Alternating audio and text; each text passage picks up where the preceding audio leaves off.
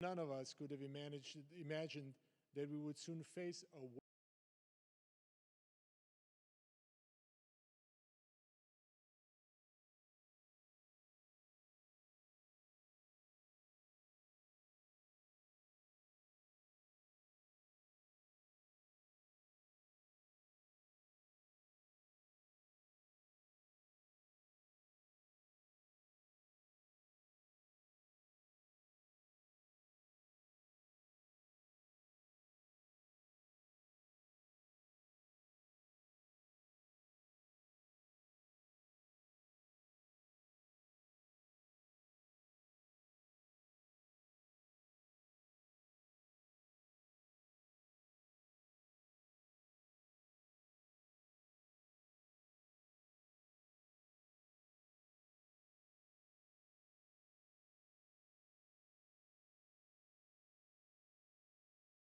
Him a little bit earlier, he's saying that he's not going to be a fact checker tonight.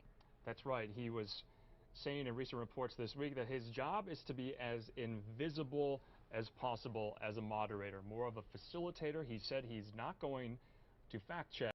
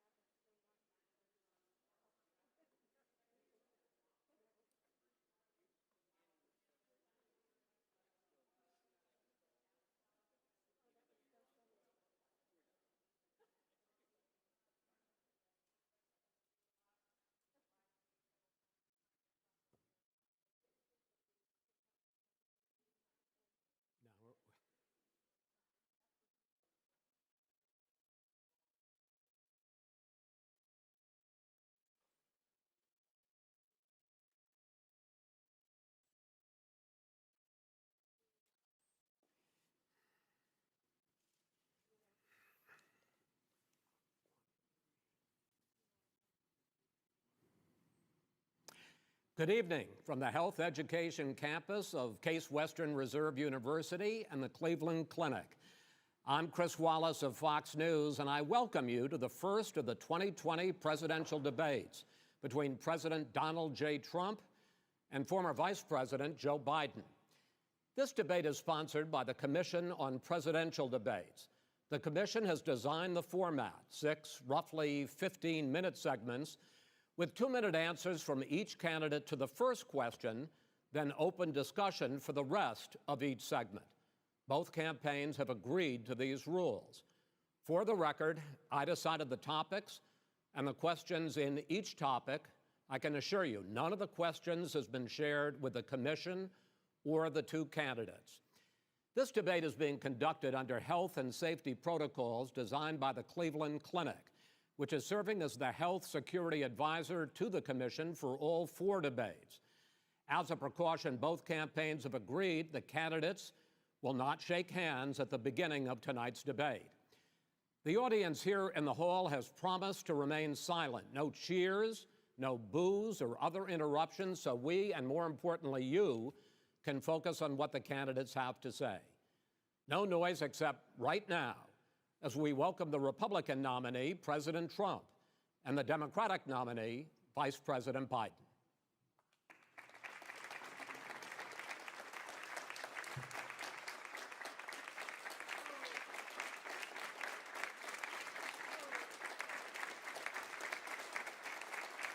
How you doing, man? How are you? I'm well.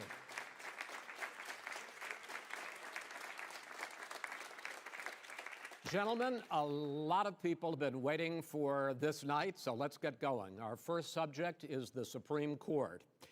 President Trump, you nominated Amy Coney Barrett over the weekend to succeed the late Ruth Bader Ginsburg on the court. You say the Constitution is clear about your obligation and the Senate's to consider a nominee to the court. Vice President Biden, you say that this is an effort by the president and Republicans to jam through an appointment and what you call an abuse of power. My first question to both of you tonight, why are you right in the argument you make and your opponent wrong, and where do you think a Justice Barrett would take the court? President Trump, in this first segment, you go first, 2 minutes. Thank you very much, Chris. I will tell you very simply, we won the election. Elections have consequences. We have the Senate, we have the White House, and we have a phenomenal nominee, respected by all, top academic, good in every way, In fact, some of her biggest endorsers are very liberal people from Notre Dame and other places. So I think she's going to be fantastic. We have plenty of time. Even if we did it after the election itself. I have a lot of time after the election, as you know. So I think that she will be outstanding. She's going to be as good as anybody that has served on that court. We really feel that. We have a professor at Notre Dame, highly respected by all, said she's the single greatest student he's ever had. He's been a professor for a long time at a great school. And we won the election, and therefore we have the right to choose her. And very few people knowingly would say otherwise. And by the way, the Democrats, they wouldn't even think about not doing it. If they had, the only difference is they'd try and do it faster. There's no way they would give it up. They had Merrick Garland, but the problem is they didn't have the election, so they were stopped. And probably that would happen in reverse also. Definitely would happen in reverse. So we won the election, and we have the right to do it, Chris. President Trump, thank you. Same question to you, Vice President Biden. You have 2 minutes. Well, first of all, thank you for doing this, and looking forward to this, Mr. President. Thank you, Joe. The American people have a right to have a say in who the Supreme Court nominee is, and that say occurs when they vote for a United States senators and when they vote for the President of the United States. They're not going to get that chance now because we're in the middle of an election already. The election has already started. Tens of thousands of people have already voted. And so the thing that should happen is we should wait. We should wait and see what the outcome of this election is, because that's the only way the American people get to express their view is by who they elect as president and who they elect as vice president. Now, what's at stake here is the president's made it clear he wants to get rid of the Affordable Care Act.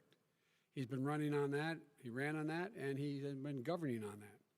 He's in the Supreme Court right now trying to get rid of the Affordable Care Act, which will strip 20 million people from having insurance, health insurance now, if it goes into court, and the justice, and I have nothing. I'm not opposed to the justice. She seems like a very fine person, but she's written before she went on the bench, which is her right, that she thinks that the Affordable Care Act is not constitutional. The other thing that's on the court, and if it's struck down, what happens? Women's rights are fundamentally changed. Once again, a woman could be pay more money because she has a pre-existing condition of pregnancy. They were able to charge a woman more for the same exact procedure a man gets. And that ended when we, in fact, passed the Affordable Care Act. And there's 100 million people who have pre-existing conditions, and they'll be taken away as well. Those pre-existing conditions, the insurance companies are going to love this. And so it's just not appropriate to do this before this election. If he wins the election and the Senate is Democrat or Republican, then he goes forward. If not, we should wait until February. All right. There aren't 100 million people with pre-existing conditions. As far as the say is concerned, the people already had their say. Okay, Justice Ginsburg said very powerfully, very strongly, at some point, 10 years ago or so, she said a president is elected for a period of time, but a president's elected for 4 years. We're not elected for 3 years. I'm not elected for 3 years. So we have the Senate, we have a president. He's elected to the next during election. that period of time, we have an opening. I'm not elected for 3 years. I'm elected for 4 years. And the 100 million people, Joe, the 100 million people is totally wrong. I don't know where you got that number. The bigger problem that you have is that you're going to extinguish 180 million people with their private health care that they're very That's happy with. simply not true. Well, you're certainly going to socialist. You're going to socialist medicine. We're now into, gentlemen, we're now into open discussion. Open discussion. Open discussion. Yes, I agree. Go ahead, Vice President. Number White. one, he knows that what I proposed. What I proposed is that we expand Obamacare and we increase it. We do not wipe any, and one of the big debates we had with 23 of my colleagues trying to win the nomination that I won, were saying that Biden wanted to allow people to have private insurance still. They can. They do. They will under my proposal. It's not what you've said, But and it's not what that your party has said. That is simply Your party a lie. doesn't say it. Your party wants to go socialist medicine My party is and me. socialist right healthcare. now, I am and the they're going to Democratic dominate Party. you, Joe. You know that. I am the Democratic Party right now. The platform of the Not according Democratic to Party Harris. is what I, in fact, approved of. What I approved of. Now, here's the deal. The deal is that it's going to wipe out pre-existing conditions. And by the way, the 200,000 people that have died on his watch, how many of those have survived? Well, there's 7 million people that contracted COVID. What does it mean for them going forward if you strike down the Affordable Care Act? Joe, you've had 308,000 military people dying because you couldn't provide them proper health care in the military. So don't tell me about this. I'm happy to talk about this. And if you were here, Look, it here's wouldn't be the deal. 200, it would be 2 million people because you were very late on the draw. You Late didn't on want the me to draw. ban China, which was heavily infected. You didn't want me to ban All right, gentlemen, Europe, which was heavily Mr. President, You would have been much President, later, Joe. Mr. President, much later. Mr. President, You're talking about 2 million people. You're not gonna be able to President, as shut the him up. moderator, we are going to talk about COVID in the next segment, but go ahead. Let me finish. The point is that the president also is opposed to Roe v. Wade. That's on the ballot as well in the court. And so that's also at stake right now. And so the election is already You don't know it's on the ballot. Why is it on the ballot? Because Why is you it on the said ballot? It's not on the ballot. It's on the ballot in the I court. don't think so. In the court. Well, There's nothing happening there. Donald, would you And just you don't be quiet know for a minute? her view on Roe v. Wade. You I don't don't know her know. view. Well, all right. Let's talk. We got a lot to unpack here, gentlemen. We got a lot of time. So on health care, and then we'll come back to Roe v. Wade. All right. Mr. President, the Supreme Court will hear a case a week after the election in which the Trump administration, along with 18 state attorneys general, are seeking to overturn That's right. Obamacare, to end Obamacare. You have spent the last... Because they want to give good health care. If I may ask my question, sir. Good health care. Over the last 4 years, you have promised to repeal and replace Obamacare, but you have never in these 4 years come up with a plan, a comprehensive plan Yes, to I have. replace Obamacare. Of course I have. Well, I'll I give got you an rid of the and when I individual finish, mandate. I'm going to give you an Excuse me, opportunity. I got rid of the individual mandate, which was a That is big not a chunk of comprehensive That plan. is absolutely a big thing. That was That- the worst I part of didn't ask, Obamacare. sir. Chris, You're that was the debating him, worst not part me. of Obamacare. Let me ask my question. Well, I'll ask Joe. The no, individual I- mandate was the most unpopular Vice Pre- aspect of Mr. Obamacare. I President, got rid of it. I'd like and you we to, will protect Mr. people President, with I'm the pre-existing moderator of this conditions. debate, and I would like you to let me ask my question, and then you can answer your ahead. question. You, in the course of these 4 years, have never come up with a comprehensive plan to replace Obamacare, and just this last Thursday, you signed a largely symbolic executive order to protect people with pre-existing conditions 5 days before this debate. So my question, sir, is what is the Trump health care plan? Fine. Well, first of all, I guess I'm debating you, not him, but that's okay. I'm not surprised. Let me just tell you something, that there's nothing symbolic. I'm cutting drug prices. I'm going with favored nations, which no president has the courage to do because you're going against Big Pharma. Drug prices will be coming down 80 or 90%. You could have done it during your 47-year period in government, but you didn't do it. Nobody's done it. So we're cutting health care. about All of the pre-existing things that conditions? we've done, He has not cut insulin. health I give care. you an example. Insulin. It was destroying families, destroying people because I'm getting it for so cheap.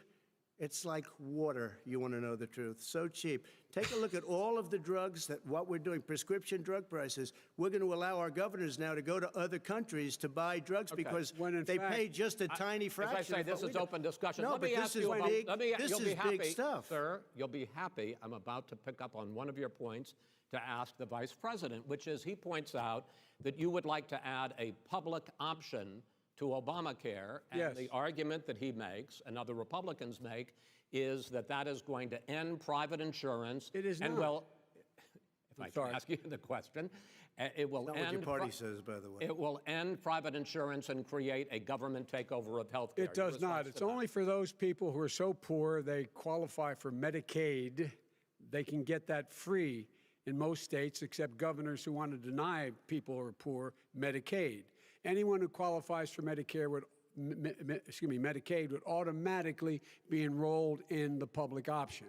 The vast majority of the American people would still not be in that option, number one. Joe, you Number agreed two. with Bernie Sanders, who's I far did- left, on the manifesto, Will we you- call it. well, And that gives manifesto- you socialized medicine. Look, hey, Are you saying I'm you not going didn't to listen agree? to him. The fact of the matter is, I beat Bernie Sanders.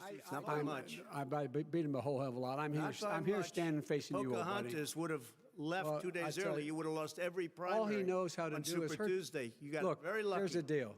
I got very lucky. I'm going to get very lucky tonight as well. And tonight I'm going to make what? sure, because With what? here's the deal. Here's the deal. The fact is that everything he's saying so far is simply a lie. I'm not here to call out his lies. Everybody knows he's a liar. But you I just agree. want to Hey, make Joe, sure. Joe, you're the liar. I want to make sure. Graduated last in your class, not first in your class. I want to make Mr. sure. President, can you let him finish, sir? No, he doesn't know how to do that. He has, You'd be you know, surprised. you pick You'd be surprised. the Go ahead, wrong Joe. guy, Talk, the wrong Joe, night at go. the wrong time. Listen, you agreed with Here's the Bernie deal. Sanders to the The manifesto. whole idea. let Now you're him- disavowing it. There is no manifesto, number Please one. let him speak, Mr. Number President. two. You just lost the left. Number two. You just lost the left. You agreed with Bernie Sanders on a plan Folks, that's absolutely folks, agreed do you have to, any and under that idea plan, what you have this clown's socialized, doing? They call it Mr. Medicare. Do you have any President. do? Socialized medicine. Mr. Well, President, I tell you what, he is not for any help for people needing health care. Because Bernie? because he in fact already has cost 10 million people their health care that they had from their employers because of his recession. Number one. Number two, yeah. there are 20 million people getting health care through Obamacare now that he wants to take it away. He won't ever look you in the eye and say that's what he wants to do. Take it away. No, I want to give Number them better three. health care at a Well, much lower price well, because and by Obamacare the way, he doesn't is know no how. good. He doesn't know how I've to do already that. fixed it. He has never I've offered already a plan. fixed it to an extent. He has never Obamacare, done a as single you might thing. know, but probably don't. Gentlemen, gentlemen, you is realize no if you're good, both Joe. speaking at the It's no same good, time, and it's too expensive. let the President, go ahead, sir. Obamacare is no good. We made it better, and I had a choice to make very early on. We took away the individual mandate. We guarantee pre-existing conditions, but took away the individual mandate. Listen, this is the way it is. And that destroyed, they shouldn't even call it Obamacare. Then I had a choice to make. Do I let my people run it really well, Or badly. If I run it badly, they'll probably blame him, but they'll blame me. But more importantly, I want to help people, okay? I said, you got to run it so well. That's what he's And I known for. just had a meeting with them. They said, the problem is no matter how well you run Obamacare, it's a disaster. It's too expensive, I got you. premiums I are got too it. high, and That's it what his doesn't work. people- that's what his So people have said. we do want to No, get rid of it. It's Chris, an we open want to get rid of it. I and understand give it, sir, something but I have that's to cheaper give and you better. roughly equal time. Good. Please let the Vice President talk. Good. He has no plan for health care. Of course we do. Please. He sends out wishful thinking. He has executive orders that have no power. He hasn't lowered drug costs for anybody. He's been promising a health care plan since he got elected. He has none, like almost everything else he talks about. He does not have a plan. He doesn't have a plan. And the fact is, this man doesn't know what he's talking about. All right. He's I have against one final question for you, Sure. Mr. Vice President. If Senate Republicans, we were talking originally about the Supreme Court here, if Senate Republicans go ahead and confirm Justice Barrett, there has been talk about ending the filibuster or even packing the court, adding to the 9 justices there. You call this a distraction by the president, but in fact it wasn't brought up by the president. It was brought up by some of your Democratic colleagues in the Congress. So my question to you is, you have refused in the past to talk about it. Are you willing to tell the American people tonight whether or not you will support either ending the filibuster or packing the court? Whatever position I take on that, that'll become the issue. The issue is the American people should speak. You should go out and vote. You're in voting now.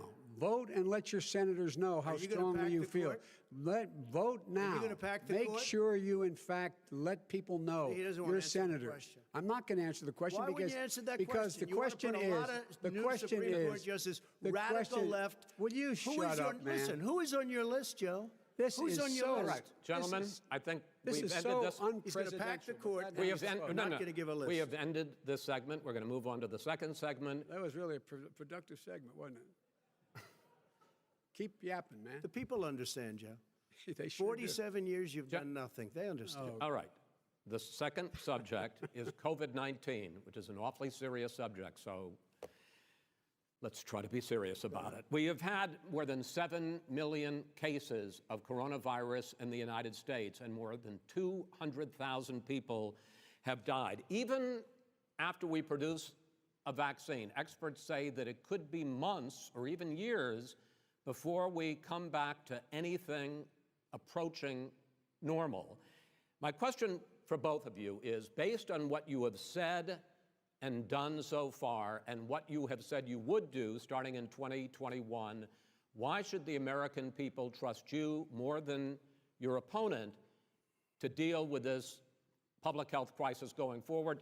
In this case, the question goes to you first, sir. 2 minutes uninterrupted. Good luck. 200,000 dead. As you said, over 7 million infected in the United States. We, in fact, have 5%, 4% of the world's population, 20% of the deaths. 40,000 people a day are contracting COVID. In addition to that, about between 750 and 1,000 people a day are dying. When he was presented with that number, he said, it is what it is. Well, it is what it is because you are who you are. That's why it is. The president has no plan. He hasn't laid out anything. He knew all the way back in February how serious this crisis was. He knew it was a deadly disease. What did he do? He's on tape as acknowledging he knew it. He said he didn't tell us or give people a warning of it because he didn't want to panic the American people. You don't panic. He panicked. In addition to that, what did he do? He went in and we were insisting that the Chinese, the people we had on the ground in China should be able to go to Wuhan and determine for themselves how dangerous this was. He did not even ask Xi to do that. He told us what a great job Xi was doing. He said we owe him a debt of gratitude for being so transparent with us. And what did he do then? He then did nothing. He waited and waited and waited. He still doesn't have a plan. I laid out Sir, back it's in his 2 minutes. March exactly it's so what we wrong. should be doing. And I laid out again in July what we should be doing. We should be providing all the protective gear possible. We should be providing the money the House has passed in order to be able to go out and get people the help they need to keep their businesses open schools. It costs a lot of money. you should get out of your bunker and get out of the sand trap and get in your golf course and go in the Oval Office and bring together the Democrats and Republicans and fund what needs to be done now to save lives. So if we would have listened to you. You have 2 minutes, sir. If we would have listened to you, the country would have been left wide open. Millions of people would have died, not 200,000, and one person is too much. It's China's fault. It should have never happened. They stopped it from going in, but it was China's fault. And by the way, when you talk about numbers, you don't know how many people died in China. You don't know how many people died in Russia. You don't know how many people died in India. They don't exactly give you a straight count, just so you understand. But if you look at what we've done, I closed it, and you said he's xenophobic. He's a racist, and he's xenophobic because you didn't think I should have closed our country. Wait a minute. It says 2 minutes. You didn't think we should have closed our country because you thought it was terrible. You wouldn't have closed it for another 2 months. By my doing it early, in fact, Dr. Fauci said, President Trump saved thousands of lives. Many of you Democrat governors said, President Trump did a phenomenal job. We worked with the governor. Oh, really? Go take a look. The governors said I did a phenomenal job. Most of them said that. In fact, people that would not be necessarily on my side said that. President Trump did a phenomenal job. We did. We got the gowns. We got the masks. We made the ventilators. You wouldn't have made ventilators. And now we're weeks away from a vaccine. We're doing therapeutics already. Fewer people are dying when they get sick. Far fewer people are dying. We've done a great job. The only thing I haven't done a good job, and that's because of the fake news. No matter what you say to them, they give you bad press on it. It's just fake news. They give you good press. They give me bad press because that's the way it is, unfortunately. But let me just tell you something. I don't care. I've gotten used to it. But I'll tell you, Joe, you could never have done the job that we did. You don't have it in your blood. You could have never done that job. I know how to do the job. I know how to get the job Well, you done. didn't do very well in swine flu. H1N1, you were a disaster. Your own chief of staff said you were a disaster. 14,000 people died, not 200,000. There was no very- economic recession. Sir, you made a Far there less was no lethal recession. disease, You made by a the way. point. Let him answer it. And there was we didn't shut down the economy. This is his economy he's shut down. The reason it's shut down is because, look, you folks at home, how many of you got up this morning and had an empty chair at the kitchen table because someone died of COVID? How many of you were in a situation where you lost your mom or dad and you couldn't even speak to them? You had a nurse holding a phone up so you could, in fact, say goodbye. You would have lost far more people. Far more people. And, you would have been and by the way, months late. your own, You were his months behind me, his Joe. own CDC director says we could lose as many as another 200,000 people between now and the end of the year. And he held up, he said, if we just wear a mask, we can save half those numbers, just a mask. And by the way, in terms of the whole notion of a vaccine, we're for a vaccine, but I don't trust him at all, nor do you. I know you don't. What we trust is a scientist. You don't we trust Dr. Johnson Fauci. & Johnson, Pfizer? And by the way, gentlemen, let me move on to questions about the future, because you both have touched on two of the questions I'm going to ask. Focusing on the future first, President Trump, you have repeatedly either contradicted or been at odds with some of your government's own top scientists. The week before last, the head of the Centers for Disease Control, Dr. Redfield, said it would be summer before the vaccine would become generally available to the public. You said that he was confused and mistaken. Those were your two words. Yeah. But Dr. Slaoui, the head of your Operation Warp Speed, has said exactly the same thing. Are they both wrong? Well, I've spoken to the companies, and we can have it a lot sooner. It's a very political thing because people like this would rather make it political than save lives. It is a very political thing. I've spoken to Pfizer. I've spoken to all of the people that you have to speak to. We have great Moderna, Johnson & Johnson, and others. They can go faster than that by a lot. Become very political because the left, or I don't know if I call them left, I don't know what I call them. So you're suggesting that the head of your Operation Warp Speed, Dr. Slaoui? I disagree with him. Yeah, no, I disagree with both of them. And he didn't say that. He said it could be there, but it could also be much sooner. I had him in my office 2 days ago. He talked about the summer, sir, before it's generally available, just like He Dr. said it's a Redfield. possibility that we'll have the answer before November 1st. It could also I'm be talking after about when it's that. generally available, not when it Well, will we're be. going to deliver it right away. We have the military all set up logistically. They're all set up. We have our military that delivers soldiers, and they can do 200,000 a day. They're going to be this delivering is the the same man It's who all told set you up. by Easter this would be gone away. By the warm weather, it'd be gone. Miraculous, like a miracle. And by the way, maybe you could inject some bleach in your arm, and that would take care of it. This is the That same was man. said sarcastically, That was and you him. know that. I That know. was said sarcastically. And so here's the deal. This man is talking about a vaccine. Every serious company is talking about maybe having a vaccine done by the end of the year. But the distribution of that vaccine will not occur until sometime beginning or the middle of next year to get it out, if we get the vaccine. And pray God we will. Pray God we will. Mr. Vice President, I want to pick up, though. You'll have on the that. vaccine I sooner want to than pick that. up on this question, though. You say the public can trust the scientists, but they can't trust President Trump. In fact, you said that again tonight. Your running mate, Senator Harris, goes further, saying the public health experts, quote, will be muzzled, will be suppressed. Given the fact that polls already show that people are concerned about the vaccine and are reluctant to take it, are you and your running mate, Senator Harris, contributing to that fear? No more than the question you just asked him. You pointed out. He puts pressure and disagrees with his own scientists. But you're saying Everybody you can't, or knows. Senator And Harris is saying no, you can't trust the scientists. No, you can trust the scientists. She didn't say that. You can't trust She said the public health Did say experts, that. quote, will be muzzled, will Yes. be suppressed. Well, that's what he's going to try to do. But there's millions of scientists, there's thousands of scientists out there, like here at this great hospital, that don't work for him. Their job doesn't depend on him. That's not, they're the people, and by I the way. spoke to the and Fauci, scientists that are in and charge. By the way. They will have and the vaccine very soon. Let him finish. Do you believe for a moment what he's telling you in light of all the lies he's told you about the whole issue relating to COVID? He still hasn't even acknowledged that he knew this was happening, knew how dangerous it was going to be back in February, and he didn't even tell you. He's on record as saying it. He panicked or he just looked at the stock market, one of the two, because guess what? A lot of people died, and a lot more are going to die unless he gets a lot smarter, a lot quicker. So- Mr. President? Did you use the word smart? So you said you went to Delaware State, but you forgot the name of your college. You didn't go to Delaware State. You graduated either the lowest or almost the lowest in your class. Don't ever use the word smart with me. Don't ever use that word. Oh, give me a break. Because you know what? There's nothing smart about you, Joe. 47 years, you've done nothing. Well, let's have this debate. And if We'll you see would have who's had, let me just tell you something, Joe.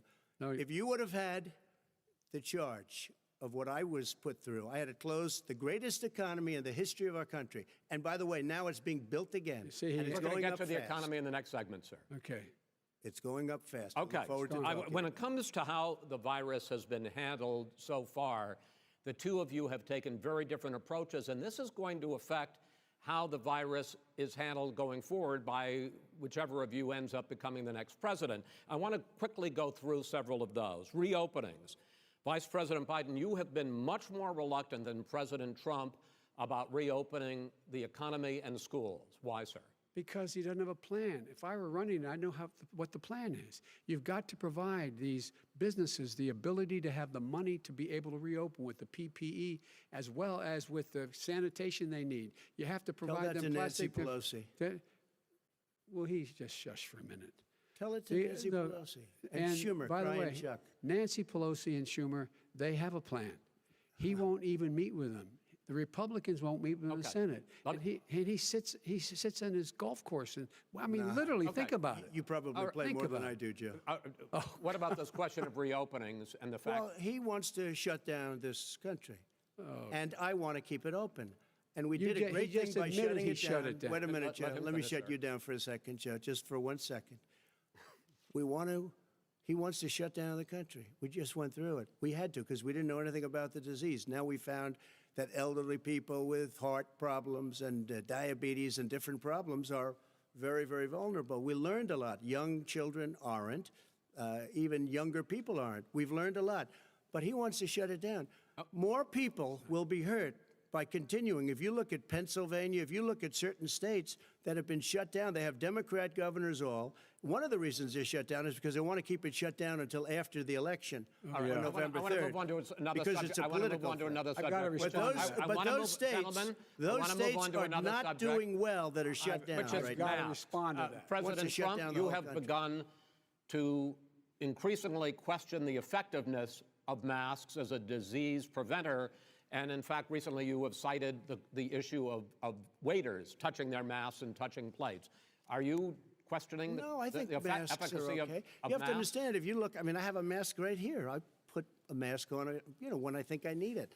Tonight, as an example, everybody's had a test, and you've had social distancing and all of the things that you have to. But I Just wear like your masks rallies. when needed. When needed, I wear masks. Okay, let me ask. I don't wear masks like him. Every time you see him, he's got a mask. He could be speaking 200 feet away from it. He shows up with the biggest mask I've ever seen. I will say this. Vice President Biden, go ahead, sir. Look, the way to open businesses is give them the wherewithal to be able to open. We provided money. The Congress. But I was asking you, sir, about masks. Well, masks make a big difference. His own head of the CDC said if we just wore masks between now, everybody wore masks in social distance between now and January, we'd probably save up to 100,000 lives. It matters. And they've also said the opposite. They've also said the opposite. No serious person said the opposite. They've No also said, well, look serious at I wanna Dr. ask you- Fauci. Dr. Fauci said the He opposite. did not I say want to the ask you, we opposite. got a said little very bit more than strongly, a minute left in this masks segment. are not good. Then he changed his mind. He said masks are good. I'm wanna okay ask- with masks. I I'm want to not ask you fighting both about masks. one last subject, because your different approaches has even affected the way that you have campaigned. President Trump, you're holding large rallies with crowds packed together, thousands of people. Outside. Outside, yes, sir, agreed. Vice President Biden, you are holding much smaller events with Because nobody will show up. people with Well, it's true. Nobody shows up to his rallies. All right. In any case, why you holding the big rallies? Why you not? You go first, sir. Because people want to hear what I have to say. I mean, But are you I've not done a worried great about it job spreading as a disease? president, and I'll have 35,000 people show up at airports. We use airports. Are you and not worried hangars, and about we the have a disease lot of issues, people. sir? Well, so far we have had no problem whatsoever. It's outside. That's a big difference, according to the experts. And we do them outside. We have tremendous crowds, as you see. I mean, and literally on 24 hours' notice. And Joe does the circles and has 3 people someplace. Okay. By the way, did you see sir. one of the last big rallies he had? And a reporter came up to him to ask him a question. He said, no, stand back. Put on your mask. Put on a mask. Have you been tested? I'm way far away from those other people. That's what he said. I can't. I'm going to be okay. He's not worried about you. He's not worried about the people out there breathing in one another. We've had no or negative cheek to effect. jowl. No negative effect. We've had no negative effect. And we've had 40,000 All right. Do people you want at to any of these rallies. just Yes. quickly finish up, because I want to move on to our next. Yes, I would. He's been totally irresponsible the way in which he has handled the social distancing and people wearing masks, basically encouraged them not to. All right. He's a fool on this. If you could get the crowds, you would have done the same thing. But you can't. Nobody cares. Gentlemen, can we move on to the Nobody cares. Gentlemen, can we move on to the economy? Yes. The economy is, I think it's fair to say, recovering faster than expected from the shutdown. Much faster. In the second quarter, the unemployment rate fell to 8.4% last month. The Federal Reserve says the hit to growth, which is going to be there, is not going to be nearly as big as they had expected. President Trump, you say we are in a V-shaped recovery. Vice President Biden, you say it's more of a K-shape. What difference does that mean to the American people in terms of the economy? President Trump, in this segment, you go first. So we built the greatest economy in history. We closed it down because of the China plague. When the plague came in, we closed it down, which was very hard psychologically to do. He didn't think we should close it down, and he was wrong. And again, 2 million people would be dead now instead of still 204,000 people is too much. One person is too much. Should have never happened from China. But what happened is we closed it down, and now we're reopening, and we're doing record business. We had 10.4 million people in a 4-month period that we've put back into the workforce. That's a record the likes of which nobody's ever seen before. And he wants to close down he will shut it down again. He will destroy this country. You know, a lot of people, between drugs and alcohol and depression, when you start shutting it down, you take a look at what's happening at some of your Democrat-run states where they have these tough shutdowns. And I'm telling you, it's because they don't want to open it. One of them came out last week. You saw that. Oh, we're going to open up on November 9th. Why November 9th? Because it's after the election. They think they're hurting us by keeping them closed. They're hurting people.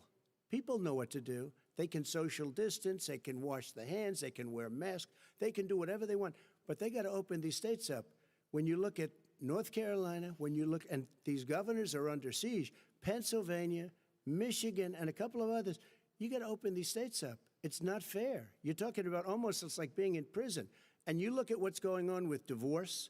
Look at what's going on with alcoholism and drugs. It's a very, very sad thing. And he'll close down the whole country. This guy will close down the whole country and destroy our country. Our country is coming back incredibly well, setting records as it does it. We don't need somebody to come in and say, let's shut it down. All right. Your 2 minutes, sir. We're now moved to you. As I said, posing the question, the president says it's a V-shaped recovery. You say it's a K-shaped recovery.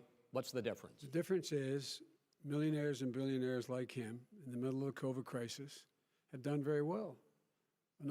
Billionaires have made another $300 billion because of his profligate tax proposal, and he only focused on the market. But you folks at home, you folks living in Scranton and Claymont and all the small towns and working class towns in America, how well are you doing? This guy paid a total of $750 in taxes. Sir, wait, no, sir, it's just wrong yeah, I understand. You've agreed to the 2 minutes, so please let him have it. Do I get my time back? The fact is that he has, in fact, worked on this in a way that he's going to be the first president of the United States to leave office having fewer jobs in his administration than when he became president. Fewer jobs than when he became president. First one in American history. Secondly, the people who have lost their jobs are those people who have been on the front lines, those people who have been saving our lives, those people who have been out there dying, people who've been putting themselves in the way to make sure that we could all try to make it.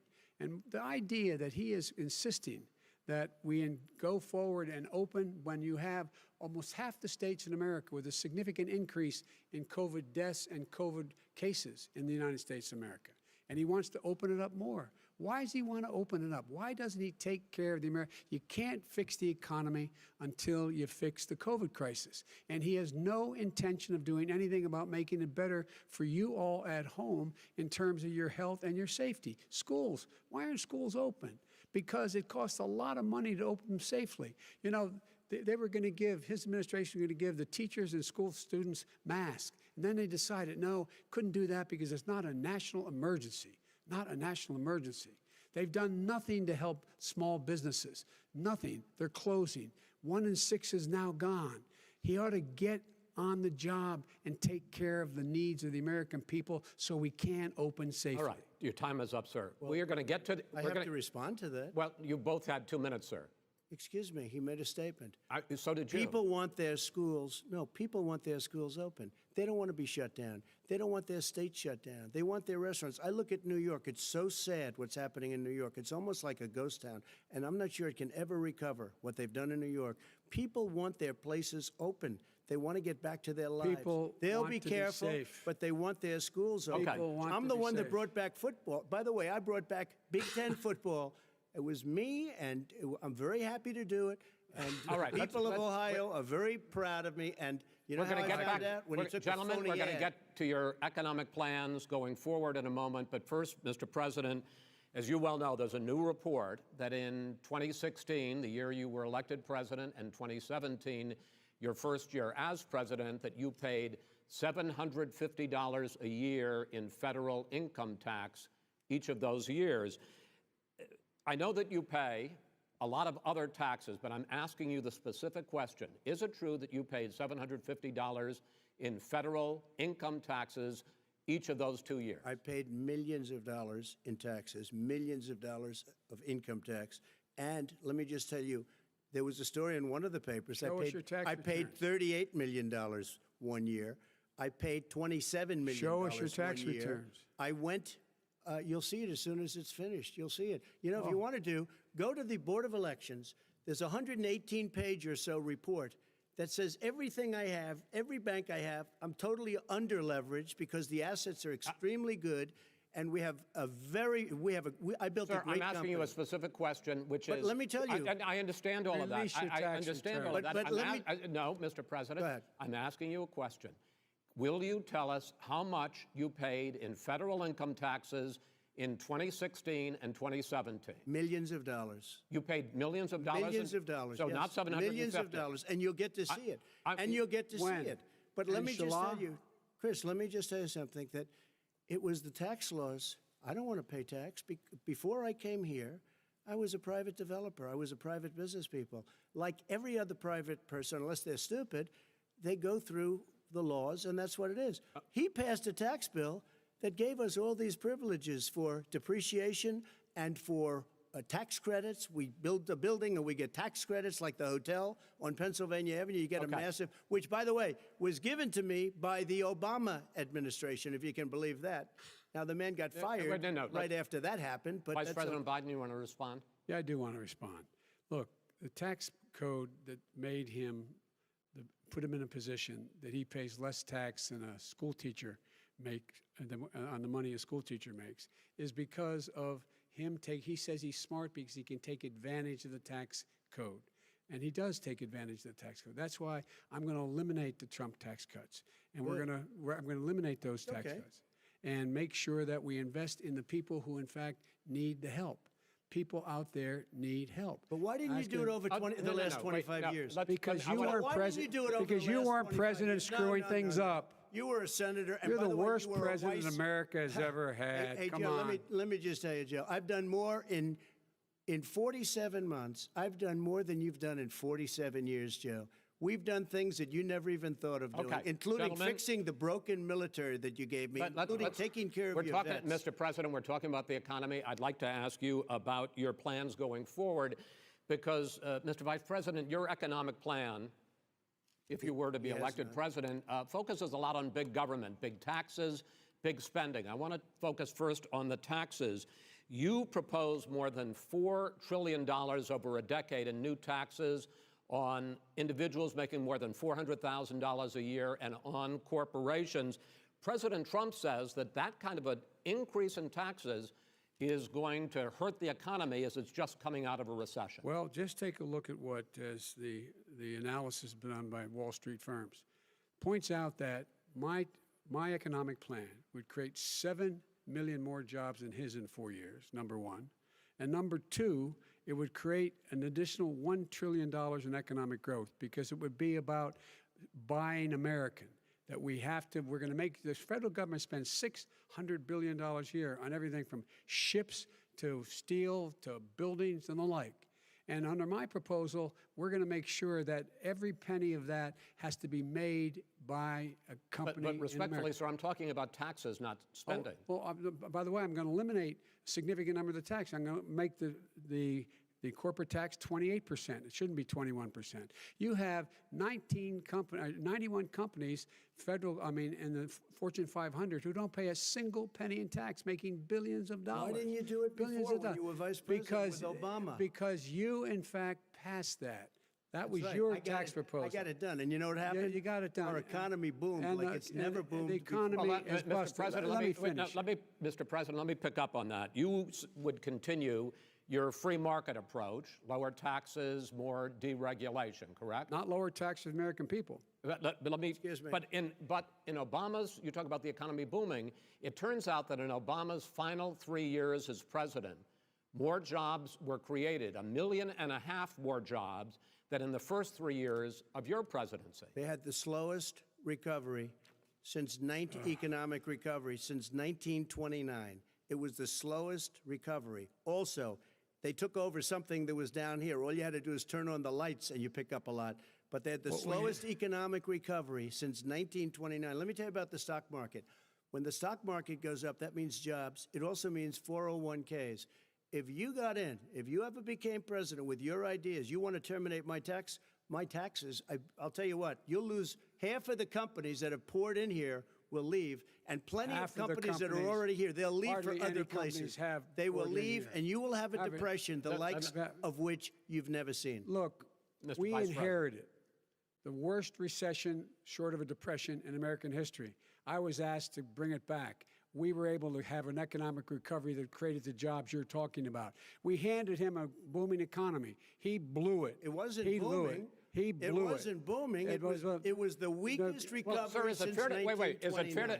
Is it fair to say he blew it when fact, when there was record low unemployment before COVID? Yeah, but because what he did, even before COVID, manufacturing went in the hole.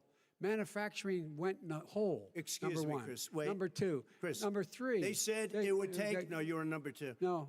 Chris.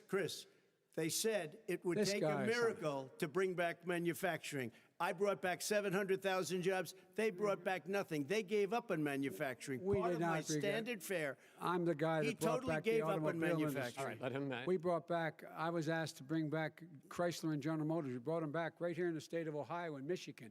He blew it. They're gone. He blew it. And in fact, they're going Ohio had the best year it's ever had last year. Michigan had the best year they've ever had. That is not Many true. car companies No, came in from Germany, from Japan, went to Michigan, went to Ohio. They're not having And that. they didn't come in with you. Mr. Vice President, go ahead. And so you take a look at what he's actually done. He's done very little. His trade deals are the same way. He talks about these great trade deals.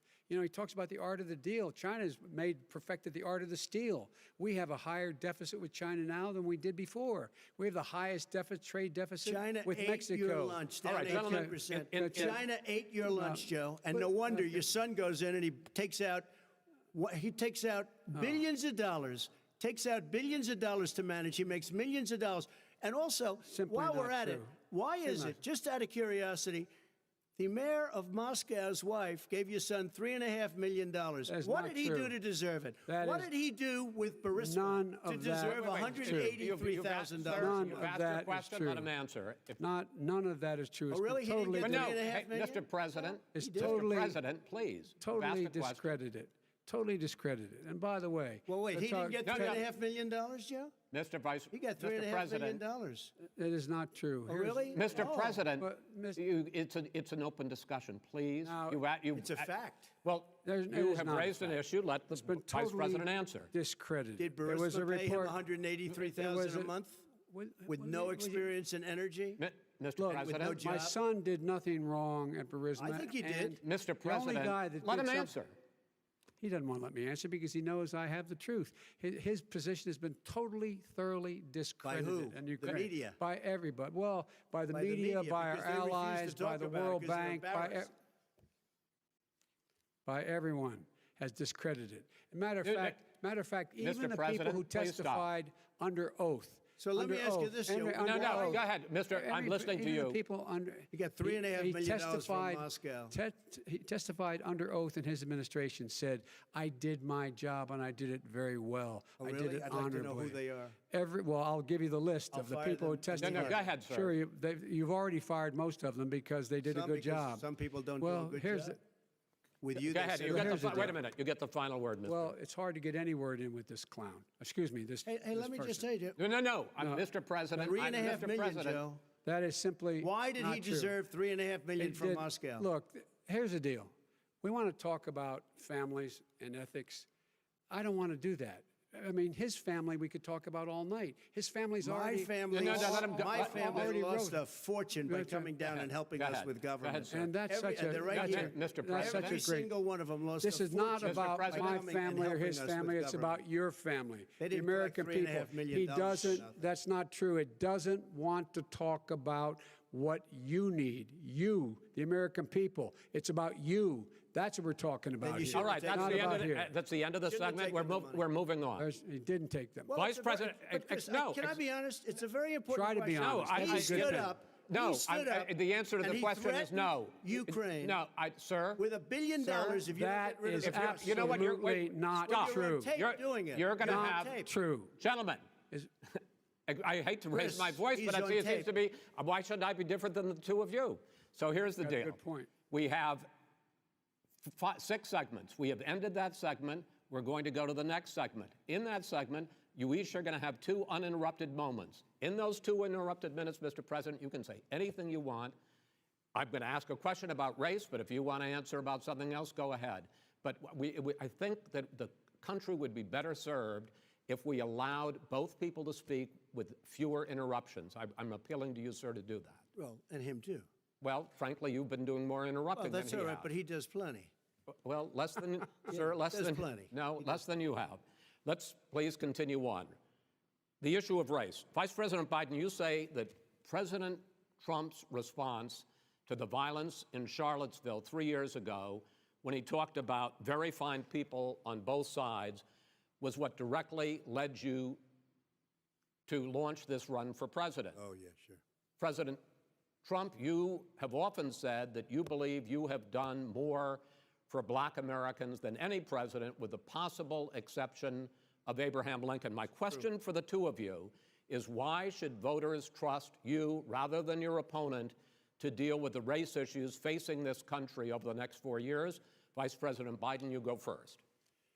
It's about equity and equality. It's about decency. It's about the Constitution. And we have never walked away from trying to require equity for everyone, equality for the whole of America. But we've never accomplished it. But we've never walked away from it like he has done. It is true. The reason I got in the race is when those people, close your eyes, remember what those people looked like coming out of the fields carrying torches, their veins bulging, just spewing anti-Semitic bile, and accompanied by the Ku Klux Klan. A young woman got killed.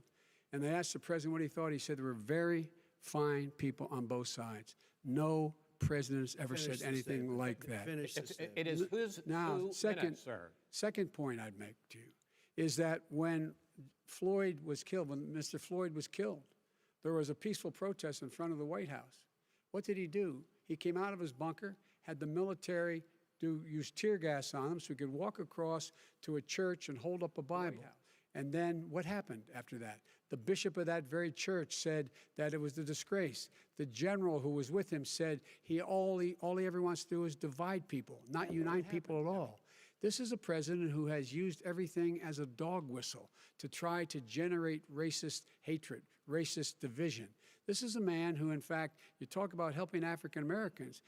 1 in 1,000 African Americans has been killed because of the coronavirus. And if he doesn't do something quickly, by the end of the year, 1 in 500 will have been killed. 1 in 500 African Americans. This man is a savior of African Americans. This man cares at all. This man's done virtually nothing. Look, the fact is that you have to look at what he talks about. You have to look at what he did. And what he did has been disastrous for the African American community. So, President Trump, you have 2 minutes. Why should Americans trust you over your opponent to deal with racism? he did a crime bill, 1994, where you call them super predators, African Americans, the super predators, and they've never forgotten it. They've never forgotten it, Joe. No, sir, it's his 2 minutes. So you did that, and they call you a super predator, and I'm letting people out of jail now that you have treated the African American population community, you have treated the black community about as bad as anybody in this country. You did the 1990, and that's why, if you look at the polls, I'm doing better than any Republican has done in a long time, because they saw what you did. You call them super predators, and you've called them worse than that, because you look back at your testimony over the years, you've called them a lot worse than that. As far as the church is concerned, and as far as the generals are concerned, we just got the support of 250 military leaders and generals, total support. Law enforcement, almost every law enforcement group in the United States. I have Florida, I have Texas, I have Ohio, I have Portland. The sheriff just came out today and he said, I support President Trump. I don't think you have any law enforcement. You can't even say the word law enforcement, because if you say those words, you're going to lose all of your radical left supporters. And why aren't you saying those words, Joe? Why don't you say the words law enforcement? Because you know what? If they called us in Portland, we would put out that fire in a half an hour, but they won't do it because they're run by radical left Democrats. If you look at Chicago, if you look at any place you want to look, Seattle, they heard we were coming in the following day, and they put up their hands, and we got back Seattle. Minneapolis, we got it back, Joe, because we believe in law and order, but you don't. The top 10 cities and just about the top 40 cities are run by Democrats and, in many cases, radical left. And they've got you wrapped around their finger, Joe, to a point where you don't want to say anything about law and order. And I'll tell you what, the people of this country want and demand law and order, and you're afraid to even say it. All right. I want to return to the question of race. Vice President Biden, after the grand jury in the Breonna Taylor case decided not to charge any of the police with homicide, you said it raises the question, quote, whether justice could be equally applied in America. Do you believe that there is a separate but unequal system of justice for blacks in this country? Yes, there is. There's systemic injustice in this country, in education and work and in in law enforcement and the way in which it's enforced. But look, the vast majority of police officers are good, decent, honorable men and women. They risk their lives every day to take care of us. But there are some bad apples. And when they occur, when they find them, they have to be sorted out. They have to be held accountable. They have to be held accountable. And what I'm going to do as President of the United States is call together an entire group of people at the White House, well, everything from the civil rights groups to the police officers, to the police chiefs, and we're going to work this out. We're going to work this out so we change the way in which we have more transparency in when these things happen. These cops aren't happy to see what happened to George Floyd. These cops aren't happy to see what happened to Breonna Taylor. Most don't like it. But we have to have a system where people are held accountable. And by the way, violence in response is never appropriate. Never appropriate. Peaceful protest is. Violence is never appropriate. All right. What is peaceful protest? When they run through the middle of the town and burn down your stores and kill people all over the place, that and you is say not peaceful peaceful. protest? President Trump, No, it's I'm not not, asking. but you say it is. President Trump, I'd like to continue with the Yes, issue go of ahead, race. I please. promise we're going to get to the issue of law and order in a moment. This month, your administration directed federal agencies to end racial sensitivity training that addresses white privilege or critical race theory. Why did you decide to do that, to end racial sensitivity training? And do you believe that there is systemic racism in this country, sir? I ended it because it's racist. I ended it because a lot of people were complaining that they were asked to do things that were absolutely insane, that it was a radical revolution that was taking place in our military, in our schools, all over the place, and you know it, and so does everybody what else. Is radical, and he would know. What is it was radical totally about racist. racial sensitivity training, sir? If you were a certain person, you had no status in life. It was sort of a reversal. And if you look at the people, we were paying people hundreds of thousands of dollars to teach very bad ideas and, frankly, very sick ideas. And really, they were teaching people to hate our country. And I'm not going to do that. I'm not going to allow that to happen. We have to go back to the core values of this country. They were teaching people that our country is a horrible place, it's a racist place, and they were teaching people to hate our country. And I'm not going to allow that to happen. Vice President Biden? Nobody's doing that. He's the racist. You just don't know. Here's the deal. I know a lot more about You this don't than he know. does. Let him finish. The fact is that there is racial insensitivity. People have to be made aware of what other people feel like, what insults them, what is demeaning to them. It's important to people know. They don't want to. Many people don't want to hurt other people's feelings, but it makes a big difference. It makes a gigantic difference in the way a child is able to grow up and have a sense of self-esteem. It's a little bit like how this guy and his friends look down on so many people. They look down their nose on people like Irish Catholics like me and grew up in Scranton. They look down on people who don't have money. They look down on people who are of a different faith. They look down on people who are a different color. In fact, we're all Americans. The only way we're going to bring this country together is bring everybody together. There's nothing we cannot do if we do it together. We can take this on and we can defeat racism in America. President Trump, sir. During the Obama-Biden administration, there was tremendous division. There was hatred. You look at Ferguson, you go to many places. Look at Oakland. Look what happened in Oakland. Look what happened in Baltimore. Look what happened. Frankly, it was more violent than what I'm even seeing now. Oh, my but Lord. the reason is that ridiculous. the Democrats that run these Absolutely cities ridiculous. don't want to talk like you about law and order. Violent and you crime, still haven't mentioned. violent Are you in crime. favor of law and order? I'm in favor of law. You follow Are you it in and a little favor bit of of law order. and order? Go Yes, ahead, I'm say in it. favor. You Everybody's asked a in favor question, of let him finish. Law and order. Loses Law left. and Let order. him answer. Law and order with justice, where people get treated fairly. And the fact of the matter is, violent crime went down 15% in our administration. All right. It's gone up on his watch. Went down He- much more he in had- ours. All right, we're He now. is president of Mr. the President, United you're going States to. of America. We Mr. were President, breaking every record in the Mr. book. President, you're going to be very happy because And the we're now going to places talk we- about law and order. Places we had trouble were Democratic-run cities. That's and exactly so my question. Democratic- There has been a dramatic increase in homicides in America this summer, particularly, and you often blame that on Democratic mayors and Democratic governors, but in fact, there have been equivalent spikes in Republican-led cities like Tulsa and Fort Worth. So the question is this really a party issue? I think it's a party issue. You can bring in a couple of examples, but if you look at Chicago, what's going on in Chicago, where 53 people were shot and 8 died, shot. If you look at New York, where it's going up like nobody's ever seen anything, the numbers are going up 100, 150, 200%. Crime. It is crazy what's going on. And he doesn't want to say law and order because he can't, because he'll lose his radical left supporters. And once he does that, it's over with. But if he ever got to run this country and they ran it the way he would want to run it, we would have our suburbs would be gone. By the way, our suburbs would be gone, and you would see problems like you've never seen. He would know a suburb unless he took a wrong turn. Oh, I know suburbs. He would not. So much I was better. raised, Go ahead. Wait a minute. I was raised in the suburbs. This is not 1950. All these dog whistles and racism don't work anymore. Suburbs are by and large integrated. There's many people today driving their kids to soccer practice and or to black and white and Hispanic in the same car as there have been any time in the past. What really is a threat to the suburbs and their safety is his failure to deal with COVID. They're dying in the suburbs. His failure to deal with the environment. They're being flooded. They're being burned out because his refusal to do anything. That's why the suburbs are in trouble. I do want to talk about this issue of law and order, though. And in the joint recommendation that came from the Biden-Bernie Sanders task force, you talked about, quote, reimagining policing.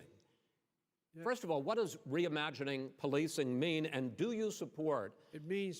Let me, if I might finish the question. What does reimagining policing mean, and do you support the Black Lives Matter call for community control of policing? Look, what I support is the police having the opportunity to deal with the problems they face.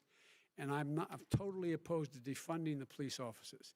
As a matter of fact, local police, the only one defunding it, his budget calls for a $400 million cut in local law enforcement assistance. They need more assistance. They need, when they show up for a 9/11 call, to have someone with them as a psychologist or psychiatrist to keep them from having to use force and be able to talk people down. We have to have community policing like we had before, where the officers get to know the people in the communities. That's when crime went down. It didn't go up, it went down.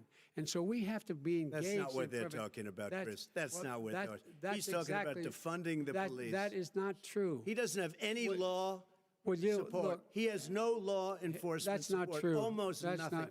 Look. Oh, really? Who do you have? Name one group that supports you. Name one group that came out and supported you. Go ahead. Look, think. We have time. We don't have time to do anything. No, think All about right. it. Look, Name folks, one law enforcement group that came out and supported gentlemen, you. I think I'm going to take back the There moderator's aren't. I don't role, think there are any. and I want to get to another subject, which is the issue of protests in many cities that have turned violent. In Portland, Oregon, especially, we had more than 100 straight days of protests, which I think you would agree. You talk about peaceful protests. Many of those turned into riots.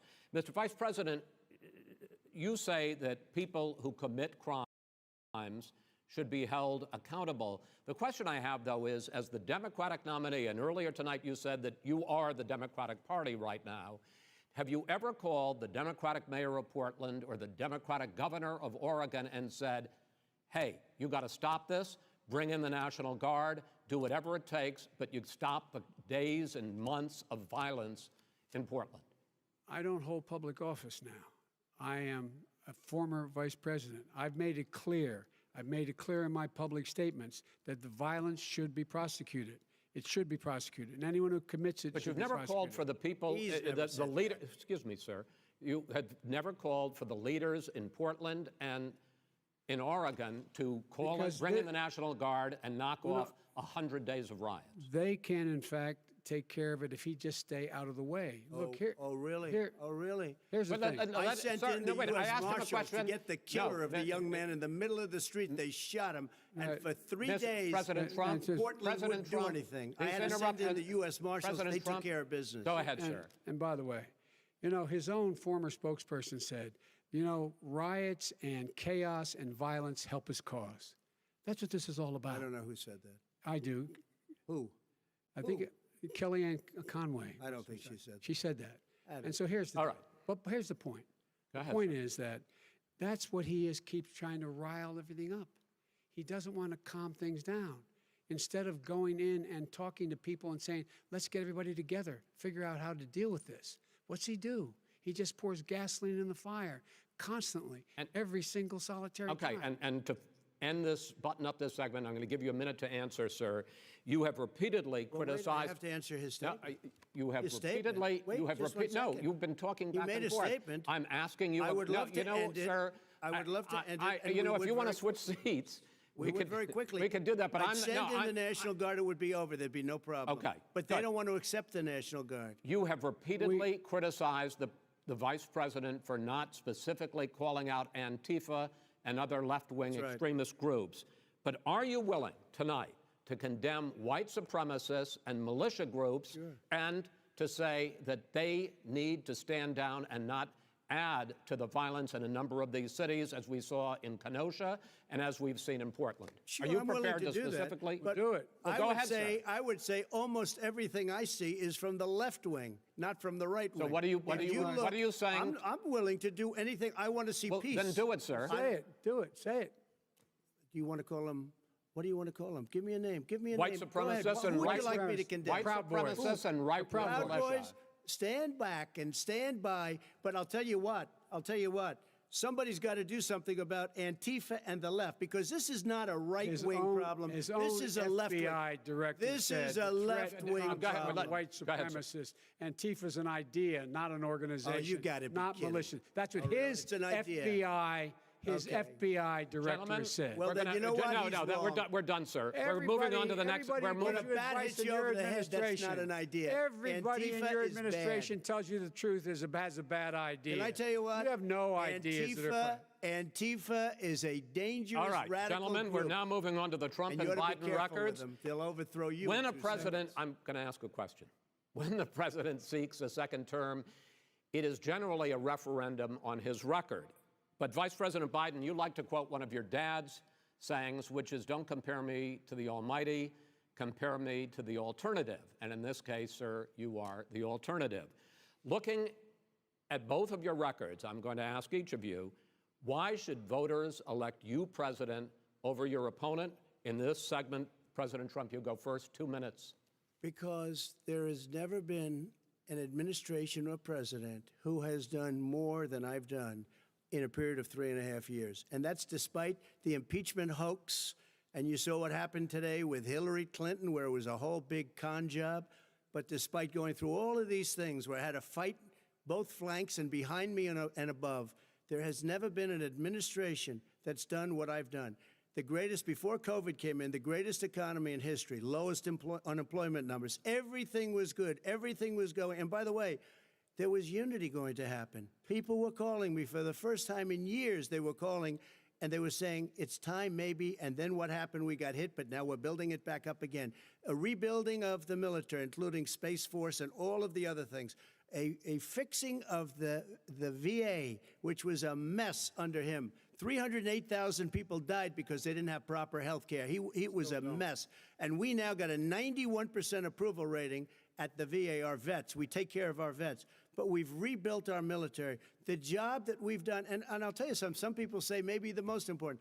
By the end of the first term, I'll have approximately 300 federal judges and Court of Appeals judges, 300, and hopefully 3 great Supreme Court justices. That is a record, the likes of which very few people, and you know one of the reasons I'll have so many judges? Because President Obama and him left me 128 judges to fill. When you leave office, you don't leave any judges. That's like, you just don't do that. They left 128 openings, and if I were a member of his party, because they have a little different philosophy, I'd say if you left us 128 openings, you can't be a good president, you can't be a good vice president. But I want to thank you, because it gives us almost, it'll probably be above that number by the end of this term. 300 judges. It's a record. Looking at both your records, why should voters elect you president as opposed to President Trump? You have 2 minutes uninterrupted. Under this president, we become weaker, sicker, poorer, more divided, and more violent. When I was vice president, we inherited a recession. I was asked to fix it. I did. We left him a booming economy, and he caused the recession. With regard to being weaker, The fact is that I've gone head-to-head with Putin and made it clear to him we're not going to take any of his stuff. He's Putin's puppy. He still refuses to even say anything to Putin about the bounty on the heads of American soldiers. Your son got And- $3.5 million. And by the way, my son... Wait a minute. Mr. President, your campaign agreed to both sides would get 2-minute answers uninterrupted. Well, your side agreed to it, and why don't you observe what your campaign agreed to as a ground rule, okay, sir? He never keeps his word. Can Because- you add No, back no, He's I'm a not person asking. that's That not was a yelling. rhetorical That's question. all. Can you Go add ahead, back sir. 30 seconds? Yeah, Because- yes, okay. you may have. All right. Go ahead. So, thirdly, we're poor. The billionaires have gotten much more wealthy by a tune of over $300 to $400 billion more just since COVID. You in the home, you got less. You're in more trouble than you were before. In terms of being more violent, when we were in office, there were 15% less violence in America than there is today. He's President of the United States. It's on his watch. And with regard to more divided, the nation can't stay divided. We can't be this way. And speaking of my son, the way you talk about the military, the way you talk about them being losers and being and just being suckers. My son was in Iraq. He spent a year there. He got the Bronze Star. He got the Conspicuous Service Medal. He was not a loser. He was a patriot, and the people left behind there were heroes. Really? And I resent. Are you talking like about hell. Hunter? Are you talking about I'm Hunter? talking about my son, Beau Biden. You're talking about. I don't know Bo. I know Hunter. Yeah, Hunter you know got Bo. thrown. Hunter got thrown out of the military. He was thrown out, dishonorably discharged. That's not true. He for wasn't dishonorably cocaine use. And he didn't have a job until you became vice president. And once you None became of that vice is president, true. he made a fortune in Ukraine, in China, in Moscow, That is simply and various not other places. true. He My made a son, fortune. my son, And he didn't have a job. My son, like a lot of people we know at home, had a drug problem. He's overtaken it. He's fixed it. He's worked on it, and I'm proud of him. But why I'm was he proud of given my tens son. of millions All of right. But dollars? he wasn't given All right. tens of millions was of dollars. given That tens is of totally, millions of that's been dollars. totally discredited. You've already been Totally discredited. We've already been through this. I think the American people would rather hear about more substantial So do I. subjects. Well, you know, as the moderator, sir, I'm going to make a I know, but when judgment call somebody here. gets $3.5 million Okay, great. from the Let's talk mayor about- of Moscow, let's talk That is about- not I think true. it's a terrible That thing. report is totally Why did he get it? discredited. I Mitt think, Romney on that committee said it wasn't worth taxpayers' Gen- money, that report. It was written for political reasons. you know, I'd like to talk about climate change. So would I. Okay. The forest fires in the West are raging now. They have burned millions of acres. They have displaced hundreds of thousands of people. When state officials there blame the fires on climate change, Mr. President, you said, I don't think the science knows. Over your 4 years, you have pulled the U.S. out of the Paris Climate Accord. You have rolled back a number of Obama environmental records. What do you believe about the science of climate change, and what will you do in the next 4 years to confront it? I want crystal clean water and air. I want beautiful, clean air. We have now the lowest carbon. If you look at our numbers right now, we are doing phenomenally. But I haven't destroyed our businesses. Our businesses aren't put out of commission. If you look at the Paris Accord, it was a disaster from our standpoint. And people are actually very happy about what's going on because our businesses are doing well. As far as the fires are concerned, you need forest management in addition to everything else. The forest floors are loaded up with trees, dead trees that are years old, and they're like tinder, and leaves and everything else. You drop a cigarette in there, the whole forest burns down. You've got to have forest management. What do you You've got to have cuts. What do you believe about the science of climate change, sir? I believe that we have to do everything we can to have immaculate air, immaculate water, and do whatever else we can that's good. You know, we're planting 1 billion trees, the Billion Tree Project, and it's very Do you exciting believe for a lot of people. that human pollution, greenhouse gas emissions contributes to the global warming of this I think planet? a lot of things do, but I think to an extent, yes. I think to an extent, yes. But I also think we have to do better management of our forests. Every year, I get the call, California's burning. California's burning. If that was cleaned, if you had forest management, good forest management, you wouldn't be getting those calls. You know, in Europe, they live their forest cities. They're called forest cities. They maintain their forests. They manage their forests. I was with the head of a major country, It's a forest city. He said, sir, we have trees that are far more, they ignite much easier than California. There shouldn't be that problem. I spoke with the governor about it. I'm getting along very well with the governor.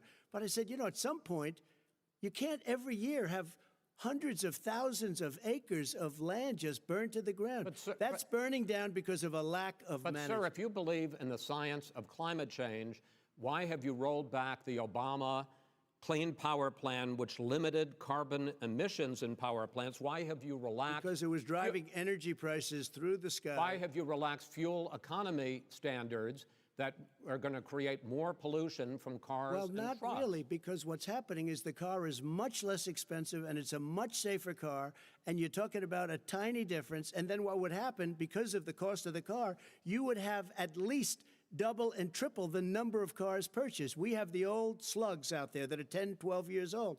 If you did that, the car would be safer. It would be much cheaper by $3,500. In the case of California, they've simply ignored No, but you would take your a lot of cars roadmap. off the market because people would be able to afford a car. Now, and by the way, we're going to see how that turns out. But a lot of people agree with me, many people. The car has gotten so expensive because they have computers all over the place for an extra little bit of gasoline. And, and I'm okay with electric cars, too. I think I'm all for electric cars. I've given big incentives for electric cars. But what they've done in California is just crazy. Vice President Biden, I'd like you to respond to the president's climate change record, but I also want to ask you about a concern. You proposed $2 trillion in green jobs. You talk about new limits, not abolishing, but new limits on fracking, ending the use of fossil fuels to generate electricity by 2035, and zero net emission of greenhouse gases by 2050. The president says a lot of these things would tank the economy and cost millions of jobs. He's absolutely wrong, number one. Number two, if in fact, during our administration, the Recovery Act, I was in charge, able to bring down the cost of renewable energy to cheaper than or as cheap as coal and gas and oil. Nobody's going to build another coal-fired plant in America. No one's going to build another oil-fired plant in America. They're going to move to renewable energy, number one. Number two, we're going to make sure that we are able to take the federal fleet and turn it into a fleet that's run on their electric vehicles. Making sure that we can do that, we're going to put 500,000 charging stations and all of the highways that we're going to be building in the future. We're going to build an economy that, in fact, is going to provide for the ability us to take 4 million buildings and make sure that they, in fact, are weatherized in a way that, in fact, they'll emit significantly less gas and oil because the heat will not be going out. There's so many things that we can do now to create thousands and thousands of jobs. We can get to net zero in terms of energy production by 2035. Not only not costing people jobs, creating millions of good-paying jobs, not $15 an hour, but prevailing wage, by having a new infrastructure that, in fact, is green. And the first thing I will do, I will rejoin the Paris Accord. I will join the Paris Accord because with us out of it, look what's happening. It's all falling apart. And talk about someone who has no relationship with foreign policy. Brazil, the rainforests of Brazil are being torn down, are being ripped down. More carbon is absorbed in that rainforest than every bit of carbon that's emitted in the United States.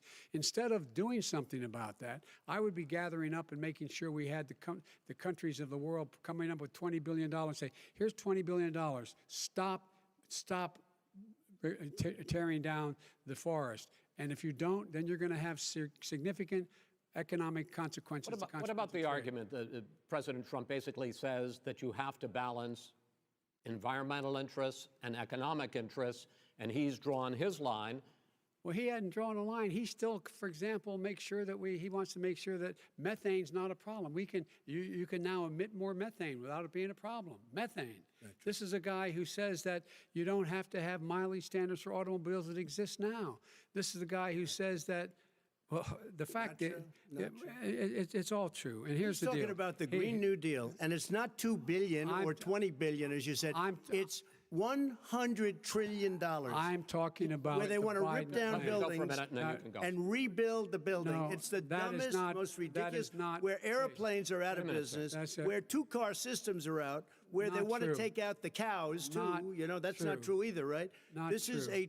this is a $100 Simply, trillion. look, That's more money than our is- country could make in that is 100 simply years if we're not going. the case. All right, let me it will destroy because, our because I country. actually, wait a minute, sir. I actually have studied your plan, and it includes upgrading 4 million buildings, weatherizing 2 million homes over 4 years, building 1.5 million energy-efficient homes. So the question becomes, the president is saying, I think some people who support the president would say that sounds like it's going to cost a lot of money and hurt the economy. What it's going to do is going to create thousands and millions of jobs, $100 good-paying trillion. jobs. What, let him finish, sir. He doesn't know how to do that. $100 They- billion. The fact is, it's going to create millions of good-paying jobs, and these tax incentives to people for people to weatherize, which he wants to get rid of. It's going to make the economy much safer. Look how much we're paying now to deal with the hurricanes. By the way, he has an answer for hurricanes. He said maybe we should drop a nuclear weapon on them. They may. I never said that That's at all. he did say. You made it up. And here's the deal. You make up a lot of things. We are going to be in a position where we can create hard, good jobs by making sure the environment is clean and we all are in better shape. We spend billions of dollars on floods, hurricanes, rising seas. We're in real trouble. Look what's happened just in the Midwest with these storms that come through and wipe out entire sections and counties in Iowa. They didn't happen before. They're because of global warming. We make up 15% of the world's problem. We, in fact, but the rest of the world, we've got to get them to come along. That's why we have to get back into the Paris Accord. All right, gentlemen, Wait a minute, Chris. So why didn't he do it for 47 years? You were vice president. Why didn't you get the world? China sends up real dirt into the air. Russia does. India does. They all do. We're supposed to be good. And by the way, he made a couple of statements. The Green New Deal is $100 trillion, That is not not $20 my billion. plan. That's The Green well, New you want to Deal rebuild every is not building. my plan. You want to All right, rebuild all right. every If he You knew have to- anything wait, no, no, about, wait. if he knew Gentlemen, He anything made a about, statement Gentlemen- about the military. He said I said something about the military. He and his friends made it up, and then they went with it. I never said it. Okay. That is What not he true. did Sir, is he you're done in said this segment. he called Mr. the Vice- military Mr. Vice President, stupid bastards. I and he did said not it on say tape. that. He said Mr. stupid Please, bastards. He sir, said it. stop. I would never I say would that play to it. the Stop. military. Play it. Go ahead. You're Mr. on Vice tape. President answered his final question. The final question is, I can't remember which of all his rantings. was the final question. I'm having a little trouble myself, but and about the economy and about this question of what it's going to cost. The economy. I mean, the Green New Deal and the idea of what your the environmental Green New changes Deal- will do. The Green New Deal will pay for itself as we move forward. We're not going to build plants that, in fact, are great polluting plants. So do you We're going to support build the Green New Deal? Pardon me? Do you support? No, I don't support the Green Oh, New Deal. you don't? Oh, well, that's a You big let- statement. I That support means you the just Biden- lost the radical left. I Gone. support you the don't. Biden plan that I put forward. Okay. The Biden plan, which is different than what he calls the radical Green New Deal. All right, gentlemen, final segment, election integrity. As we meet tonight, millions of Americans are receiving mail-in ballots or going to vote early. How confident should we be that this will be a fair election, and what are you prepared to do over the next 5+ weeks, because it'll not only be to Election Day, but also counting some ballots, mail-in ballots after Election Day. What are you prepared to do to reassure the American people that the next president will be the legitimate winner of this election? In this final segment, Mr. Vice President, you go first. Prepared to let people vote. They should go to iwillvote.com, decide how they're going to vote, when they're going to vote, and what means by which they're going to vote. His own Homeland Security Director, and as well as the FBI Director, says there is no evidence at all that mail-in ballots are a source of being manipulated and cheating. They said that. The fact is that there are going to be millions of people because of COVID that are going to be voting by mail-in ballots, like he does, by the way. He sits behind the Resolute desk and sends his ballot to Florida, number one. Number two, We're going to make sure that those people who want to vote in person are able to vote because enough poll watchers are there to make sure they can socially distance. The polls are open on time, and the polls stay open until the votes are counted. And this is all about trying to dissuade people from voting because he's trying to scare people into thinking that it's not going to be legitimate. Show up and vote. You will determine the outcome of this election. Vote, vote, vote. If you're able to vote early in your state, vote early. If you're able to vote in person, vote in person. Vote whatever way is the best way for you, because he cannot stop you from being able to determine the outcome of this election. And in terms of whether or not when the votes are counted, and they're all counted, that will be accepted. If I win, that will be accepted. If I lose, that'll be accepted. But by the way, if in fact he says he's not sure what he's going to accept, well, let me tell you something. It doesn't matter, because if we get the votes, it's going to be all over. He's going to go. He can't stay in power. It won't happen. It won't happen. So vote. Just make sure you understand you have it in your control to determine what this country is going to look like the next 4 years. Is it going to change? You're going to get 4 more years of these lies.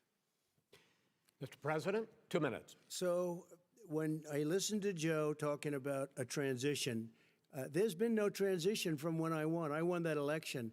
And if you look at crooked Hillary Clinton, if you look at all of the different people, there was no transition because they came after me trying to do a coup. They came after me spying on my campaign. They started from the day I won and even before I won, from the day I came down the escalator with our First Lady. They were a disaster. They were a disgrace to our country. And we've caught them. We've caught them all. We've got it all on tape. We've caught them all. And by the way, you gave the idea for the Logan Act against General Flynn. You better take a look at that, because we caught you in a sense, and President Obama was sitting in the office. He knew about it too. So don't tell me about a free transition. As far as the ballots are concerned, it's a disaster. A solicited ballot, okay, solicited is okay. You're soliciting, you're asking, they send it back, you send it back. I did that. If you have an unsolicited, they're sending millions of ballots all over the country. There's fraud. They found them in creeks. They found some with the name Trump, just happened to have the name Trump just the other day in a waste paper basket. They're being sent all over the place. They sent 2 in a Democrat area. They sent out 1,000 ballots. Everybody got 2 ballots. This is going to be a fraud like you've never seen. The other thing, it's nice on November 3rd, you're watching and you see who won the election. And I think we're going to do well because people are really happy with the job we've done. But you know what? We won't know. We might not know for months because these ballots are going to be all over. Take a look at what happened in Manhattan. Take a look at what happened in New Jersey. Take a look at what happened in Virginia and other places. They're not losing 2%, 1%, which, by the way, is too much. An election could be won or lost with that. They're losing 30 and 40%. It's a fraud, and it's a shame. And can you imagine where they say you have to have your ballot in by November 10th? November 10th. That means that's 7 days after the election, in theory, should have been announced. Okay. We have major states with that, sir, all run by Democrats. 2 minutes is 2 minutes. All run by Democrats. It's President Trump, it's a rigged election. You're going to be able to continue. You have been charging for months that mail-in balloting is going to be a disaster. You say it's rigged, that it's going to lead to fraud. But in 2018, in the last midterm election, 31 million people voted mail-in voting. That was a quarter, more than a quarter, of all the voters that year cast their ballots by mail. Now that millions of mail-in ballots have gone out, what are you going to do about it? And are you counting on the Supreme Court, including a Justice Barrett, to settle any dispute? Yeah, I think I'm counting on them to look at the ballots, definitely. I hope we don't need them in terms of the election itself. But for the ballots, I think so. Because what's happening is incredible. I read today, where at least 1% of the ballots for 2016 were invalidated.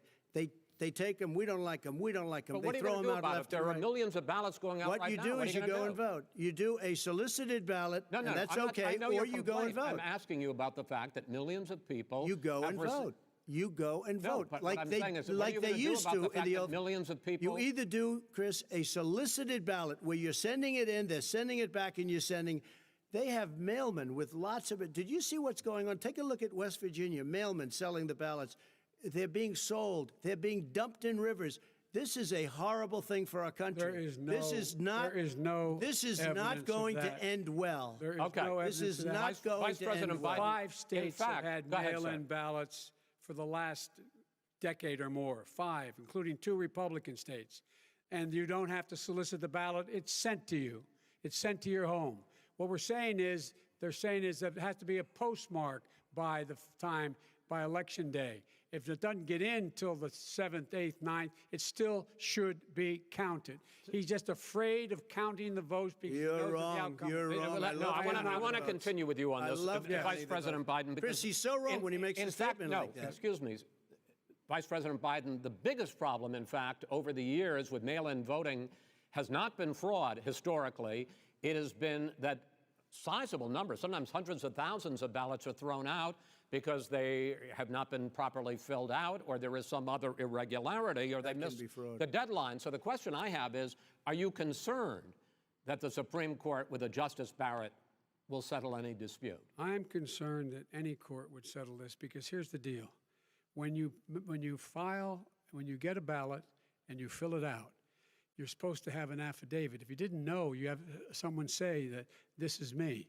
You should be able to, if in fact you can verify that's you before the ballot is thrown out, that's sufficient to be able to count the ballot because someone made a mistake and not dotting the correct I. Who they voted for, testify, say who they voted for, say it's you, that is totally legitimate.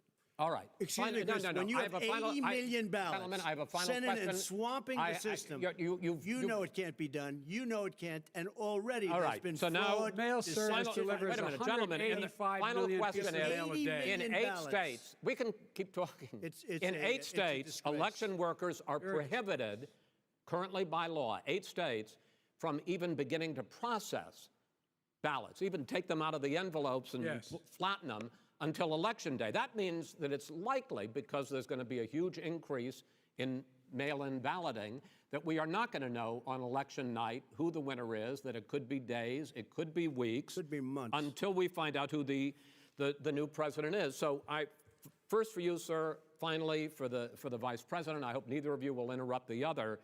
Will you urge your supporters to stay calm during this extended period, not to engage in any civil unrest, and will you pledge tonight that you will not declare victory until the election has been independently certified?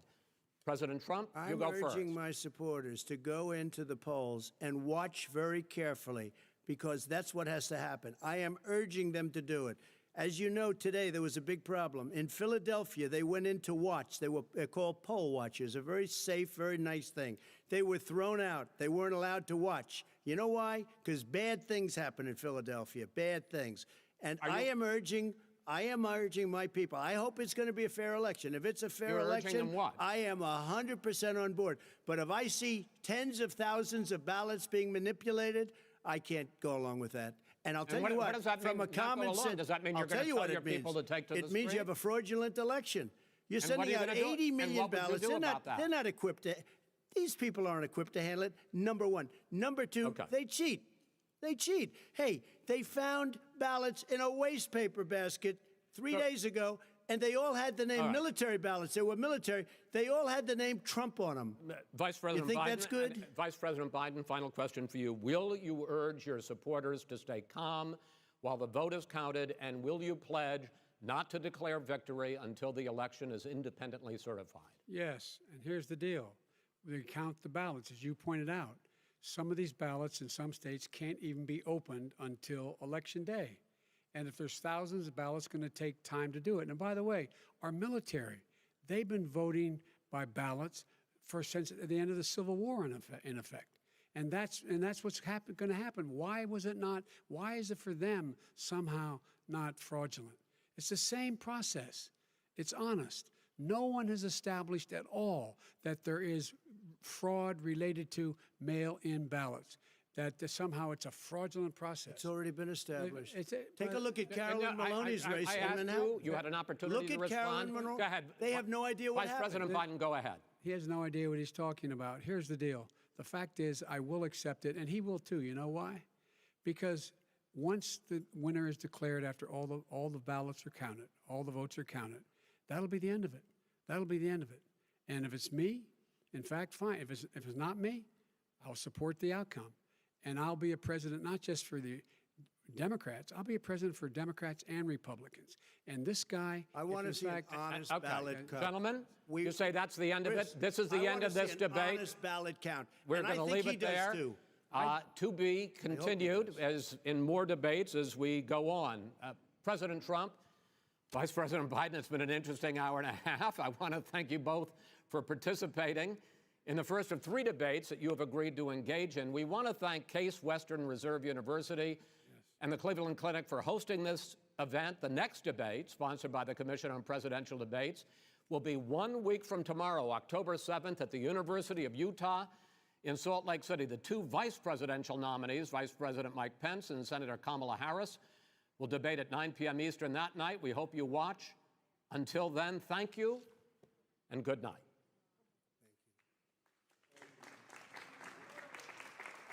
Thank you.